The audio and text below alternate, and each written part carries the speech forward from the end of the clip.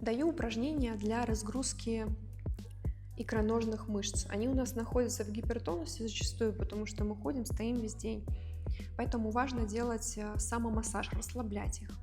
Мы с вами просто берем наши руки и проминаем икроножную мышцу. Можно щипками пройтись сверху, снизу вверх. Можно помять как тесто. Главное, с вниманием, с удовольствием, бережно к своему телу, прислушиваясь.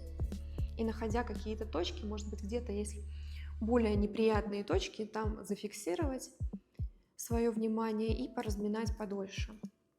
И дальше мы с вами беремся руками за под колено и выпрямляем ногу в коленном суставе. Мы здесь разгружаем коленный сустав с вами. Стопа натянута на себя, и коленным суставом совершаем вот это движение. Хорошо. И то же самое делаем на другую ногу, соответственно.